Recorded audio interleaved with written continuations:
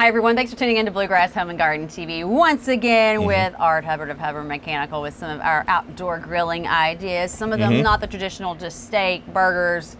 Last time we did the pizza, which was yummy, not bad at all. What do we got going on this time? I am gonna do chicken quesadillas. Okay, again, that's. I mean, when you think about it, yeah, okay, I can do that on the grill, but have yet to try it. My philosophy is if it can be done inside, I can do it outside. And that's what we do. If you got the appropriate setup, yes. Yes. And you have got a little bit of everything out here. I do. I like to grill. You like to grill, I like to cook. Well, guess what? I like to eat, so it works out perfectly. Winner. Yeah, chicken dinner. There you go.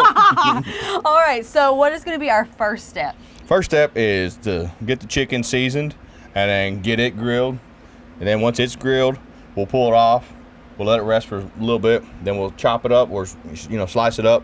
Okay. Then we get the tortillas and put them on the grill, and then put the cheese, and there you are. Do you hammer these out, like to flatten them out and make cookies, or you just okay. No? Okay. Some people do it. Like if I'm gonna do it on a griddle style, I will, because for me it's harder. I struggle with doing thick chicken on the griddle style versus the grill style. And so when I do that, I might even just butterfly them even. And just send them out that way to make it cook where it's not getting charred so bad. Right. Okay. Well, we'll be back here in just a few minutes and we'll get started on this. Stay tuned.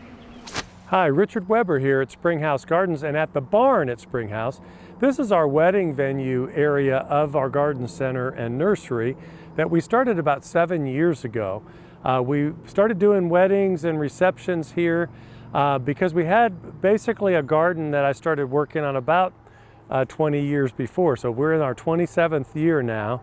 But as we were developing this property, it was mainly just to showcase our landscape opportunities. And one of the things that when you have a property that's a little bit larger than a small space, one of the things you might want to consider is installing an automatic irrigation system. So that's what we've done here to allow us to have beautiful lawns, lots of landscape beds, because if we were relying on good weather and lots of rain year-round, here in Kentucky, that's just not a reliable thing to count on. So an irrigation system is a must-have when you're really trying to create a year-round space. So in your garden, it might also be a very good investment for you. It's the ultimate in low-maintenance landscaping, because if you can program and have your gardens watered and your lawn and your trees and all your shrubs watered twice a week, 3 times a week, or once a week, depending upon what your needs are, that's one thing that you don't have to worry about as long as it's installed by a reputable company and it's maintained on a regular basis. So just because you have an irrigation system doesn't mean that you don't have to rework it at least once a year. I mean, we're constantly changing things here, and in the next segment we'll kind of explain a few of those things that you might have to do as your system and as your landscape changes and grows and evolves. So if you have questions, we're here at Springhouse Gardens. We have a landscape operation. You can call us in the landscape office at 859-224-0033, and you're free to walk the grounds and see what our barn area looks like and the garden and the grounds anytime that the garden center is open. So if you need more information, you can also log on to onto our website, springhousegardens.com. Follow us on Facebook and Instagram. Until next time. How do you create the garden of your dreams? The right plants, in the right place, with the right soil, and with our advice. Come see us at Springhouse Gardens, where buying plants is a walk in the park. Comfort Master came in and helped me do an assessment because it's a geothermal unit. The value that they give us is really important, and if that's $1 or $2 higher, I'm okay with that because I know the guys are safe, I know they're well educated. Just had a great experience with Comfort Master. We are here. We talked about it last time with the pizzas that I've yet to find a pizza where I can utilize my slightly maybe unhealthy obsession with cilantro. Mm-hmm. I'm feeling like we could incorporate cilantro today because I see that the seasoning is tequila lime. Mm-hmm. You could if you so chose. See. I choose not to. Well, Love you. I love you too, but if there was some cilantro going up around here like you have your basil, I'd be like snatching some and we like get some fresh lime and we squeeze over this. Mm-hmm. Yes. You can tell that I obviously love cilantro. This one over here. No. Nope. That's okay. To each their own, right? That's okay. Because I can always, you know, if I was cooking this and I knew you were coming over, like if this was roles reversed here, I would just put some cilantro and some fresh lime over on the side and just add it to mine at the end. But if you made it for me, I'd eat it. I wouldn't even say anything. Well, I'm not going to make you something I know you don't like. Well, I'm a big guy. I like a lot of stuff. All right, so we're going to season this, right? Uh-huh. And you just... I used my, a famous griddle manufacturer has a line of seasonings. Who is not sponsoring this show, so we shall keep them nameless. Hashtag nothing. But they make a tequila lime seasoning, and I've tried a bunch of different stuff. I've tried making my own. This stuff on the chicken, when I grill it, makes some of the best chicken quesadillas that I've made myself. If it's as good as you say it is, I might just find myself going home with that. I might just be like, thank you. Yeah, can do. Can do. We definitely do I that. use that type of seasoning, something similar in a lot of recipes, because like I said, anything where I can use cilantro and lime, I'm game. And you can also use the same thing too if you want to do a roast con pollo. A what? Chicken and rice. Okay, he said that. I was like, yeah. So you do the same thing, and you just get this, and you cook the chicken on the grill. Then you make the Mexican rice. You put a bed of that on there. Then you slice this, put that on top of the rice, and you get the melty cheese, like the queso you get at the restaurant. Yeah. And you pour it completely over top of that. Same seasoning. Good stuff. Sounds like a Good stuff. future recipe. All right, well, we keep talking. We need to All season. Right. And I like getting complete coverage. And whenever you get the chicken breast, there's always that little gap. Never forget it. Okay. And remember, when you're grilling it, a lot of the seasoning might stick to the grill when you flip it the first time. So you always want to make sure that you have plenty of coverage. And then, don't be shy. Don't be shy. I've never been shy a day in my life, so I'm not going to start now. Stephanie, is that true? Stephanie's off camera. Is that true? Yes. Never met a stranger. I can talk to a wall. Literally. Probably have a really good, engaging conversation with that wall, too. Yeah. Yep. I think my mom described me like that quite a bit as a kid. Which is good, though. I mean, it helps you get out and, get yourself out there. And whenever you get yourself out of your comfort zone, you're bettering yourself. As long as you were better than the person you were yesterday, that's all that matters. Yeah, personal growth, little baby steps. Absolutely. Well, it smells good. Yep. And then you're just going to put that straight on? I'm going to put it straight on the grill. I'm going to get it. I've got it about 300 to 350 degrees, and I'll get it until it's fully cooked, and then we'll let it rest for a few minutes. I don't let chicken rest as long as I do like grain meats. They take a little longer to reconstitute. So. And if you find that it's sticking, does that mean you should just let it cook a little bit longer? Yes. Okay. Or sometimes if your grill's lost some coating, you just put some oil on it before you grill. All right. We'll be back here in just a few minutes. Okay, so summer is rolling by, and we've gotten through the holiday, and 4th of July is behind us, and I'm still bloated on hot dogs, but oh, they're so good. So the flowers are, looking a little peaked in the front door basket. I'm going to take red, white, and blue down, and I wanted something new, but I'm still dreaming of summer and happiness and bright colors. So what I've done is I've gone to the shop and I've picked out 3 wreaths, and it shows you completely different textures: magnolia, fern, and a boxwood. But they're all green, right? So we can put them out now, and we can use those all the way next change out. I would think would be for fall. But I'm going to make a really pretty fresh bow. And so I found this ribbon that we've got here at the store that's got pineapples in a happy color. And I think it's fun to just kind of mix it up. So look at this plaid, and it's close enough blue, and then a fun little hot pink gingham. And so we're going to turn this into the happiest bow. And when I make the bow, it can go on either one of these wreaths. It doesn't matter which one. I'll probably use the fern wreath in the middle. So let's talk about bow making 101.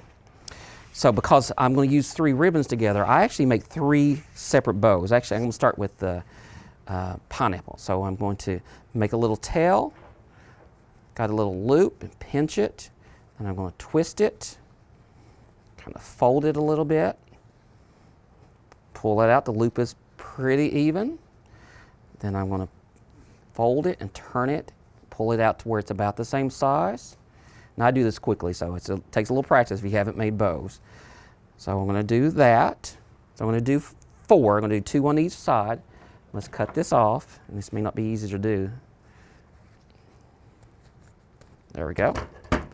So I've got the back. Now I'm going to do the front, and literally I'm going to do the exact same thing. I'm going to have a little tail, pull it out about the same size, twist and shout here, twist it around.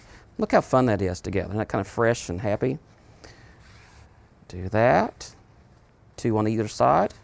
Well, never mind. Don't have enough ribbon. We're just going to do that, which is fine. Let's go with it. Final. Put our little pink plaid on the front of it. Tail. Loop it. Let's stop there. I'll keep finishing it up. I'll tie it off, and then I'm going to show you how to put it on the wreath. And even more important than anything, the placement of where the bow goes on the wreath. It really changes the feel of it, even where you put the bow on the wreath. Come on back, and we'll see you in a minute. Here at Hubbard Mechanical, when we say we only charge you for the services you need, we mean it. We've got the invoices to prove it. This customer was told that the repair was going to be $1,200 by a flat rate book. We were going to save them hundreds of dollars, but we ended up saving $900 because we found out that the parts were under warranty. This is just one example of how we save our customers money during their time of need. So next time you're in need, give us a call here at Hubbard Mechanical and see the difference yourself.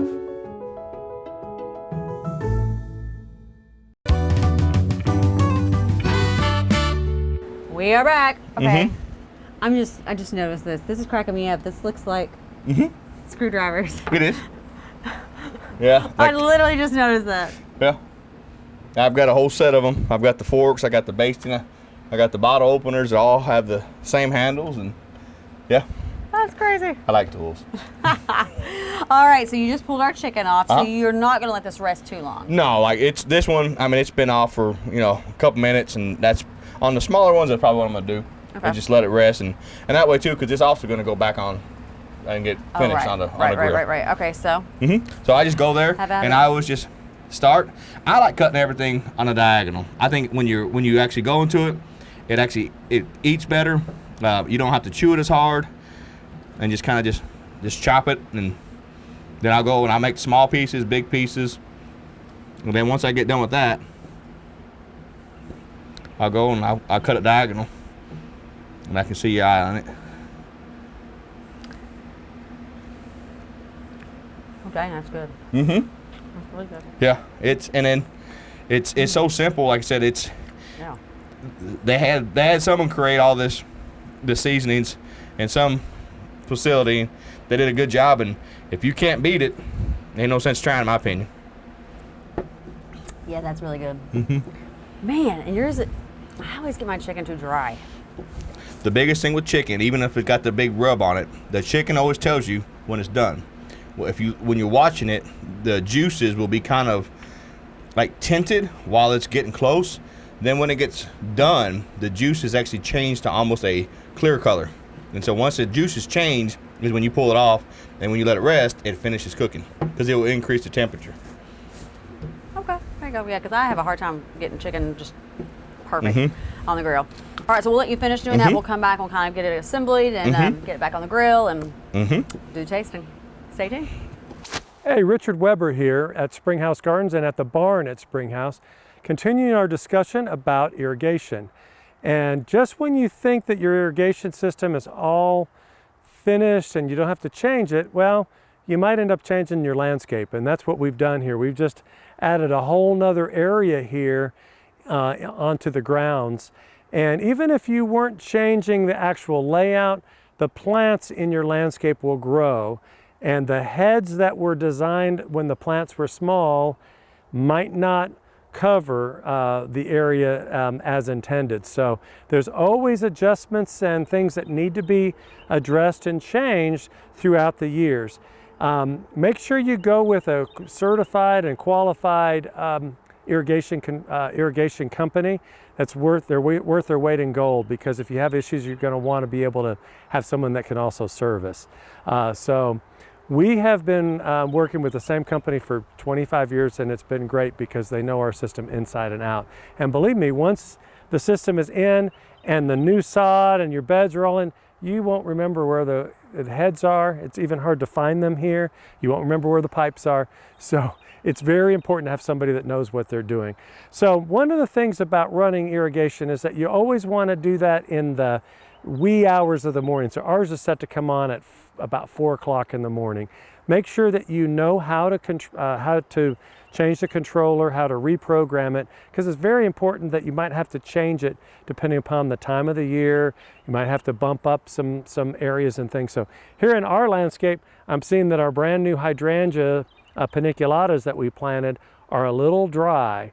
It's because I've been kind of stepping the water back a little bit, just because I don't want to overdo it, but these guys need a drink. So even though it's a little sunny right now, I'm going to kick the system on, and so you can kind of see what it looks like, and to get these guys a drink before they stress out too much. Butch here with Comfort Master Heating and Air, and a few tips for our cooling season.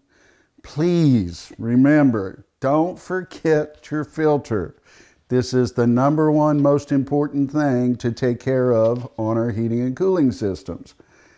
Keeping the grill clean where the air goes in, just the vacuum would make a big difference. We can also use fans to help circulate the air in the house.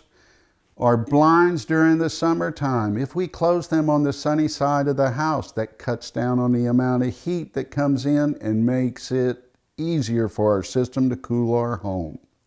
These are a few things we can do to help our system keep up with the cooling demands in our home. It is never too late to have your system cleaned and serviced to make sure it is working the way it should. These are a few tips from Comfort Master Heating and Air. This is Richard Weber from Springhouse Gardens. It's never too late to start gardening. It's simple, it's fun, and we can show you how. Come see us at our garden and we'll help you get started on yours. Where buying plants is a walk in the park. Comfort Master came in and helped me do an assessment because it's a geothermal unit. The value that they give us is really important, and if that's $1 or $2 higher, I'm okay with that because I know the guys are safe, I know they're well educated. Just had a great experience with Comfort Master. Yummy, yummy. I've been sampling while he had his back turned quite a bit of the chicken. Yep. It's good. Now I got a little heat in my mouth. That's good. That's good. Woo. All right. So, just like any other quesadilla, put cheese, then put the chicken, put a little bit more cheese, put the tortilla back on it, and I'll even do for the people who don't like meat, my oldest daughter, we will make them just cheese. Okay. And you don't want, I've made a mistake before that you put too much cheese and then it gets excessive. What? I always kind of live by the adage you can never have too much cheese. I did too until I put too much cheese, especially with I like the Colby Jack, and it melts and it just gets so like creamy that it's just like it's too much cheese. Okay. And then just kind of, I like every bite to have something in it, so it's all about even, and just spread it, get it the way you want it. Now I know a lot of people add like peppers and stuff. Do you? You can. I don't. And mainly because so many people they like a little bit of pepper, a lot more peppers. They like more onions and bell peppers. So I just do it this way, and then if someone wants it, like I'll go and I'll saute them, and I will put them in there for them. But typically, for the most part, it's just we just go this route. Gotcha. Just add more cheese. Like I said, so you get it completely covered. And yes, for my vegetarians out there, I will use a different set of cheese for the non-meat quesadillas. I learned that from my daughter as well. Your daughter. So that's gonna be yummy. Then you just get that, just like that, and put it on the grill, and there it is. All right, Will. Yep, we can go do it. All right, we'll be back in just a few. Where we left off, I was finishing my bow up and mixing all 3 ribbons together. And so now I've got it all tied together, and actually I connected this using a zip tie. I use that instead of wire because it keeps them from coming apart. So the zip tie is your friend. I haven't trimmed the tails, but I'm going to do one of them for you, and then I'll finish it up after we go off air. So I'm going to take our scissors and cut it toward the wire at a very, very, very sharp angle. Not kind of flat, but a sharp angle. Let me show you that. That makes a really pretty V. And the technical term on that is called a snake's tongue. I don't love that, but I'm just telling you what it's called. So with that said, I had said before I had 3 green wreaths that we're going into midsummer. We're going to take down the red, white, and blue that we've had up all summer, and we're going to do just happy. And so we're just going to put a green wreath up. So I'm going to use this fern wreath. I'm going to go back and revisit our friend the zip tie. So here's what for me is really important. It is, imagine our bow's all fluffed up. Typically, I'd say you see 90% of the time you do a bow right in the middle, okay, at the top, right? You can put it at the bottom, which is fine. You can put it off to the side a little bit. You can even put it off to the side of the bottom. And for me, that makes the world of difference, even where it's placed. It just kind of changes the flavor of it. So for our purposes, I'm just going to put it off to the side, down to the bottom a little bit. I think that's kind of fun and unexpected. So combination of fun ribbons and mixing plaids on other plaids and print. The whole idea of like 1983 and florals and plaids and Laura Ashley, it's called granny chic, millennial chic. So it's mixing all these patterns together. It's coming back. So I think we can have some fun with that, and that's what my interpretation was. So I'm using my zip tie, wrapping it around the wreath and the ribbon, really securing it on there. Cut that off. Put it back over here for you, and put my bow with the side bottom. I keep fluffing it up. But how fun is that? And like those who've watched me before know that I have a lot of blue and white porcelain. This will probably be my opportunity to bring some of the blue and white porcelain that's on the shelves in the living room and go sit it on the table outside on the front porch, or garden stools next to your rocking chair. Just changing up. I keep saying to you, people come to your front door and there's cobwebs and dirty. Make the front door as pretty and fresh, and this is kind of a time to freshen it back up. And this is the starting point. Add you some blue and white porcelain, you're looking good. Much of what you see is online, housefloral.com, or come and see me at the store, or call, finally, 859-523-3933. Thank you guys. Happy summer. Kentucky weather can seem complicated, but that's why we're here working for you to make it easy to understand. So when you get the first alert, you'll be ready. It's not complicated with WKYT First Alert Weather. Everyday Kentucky, weekdays at 9 a.m. on WKYT.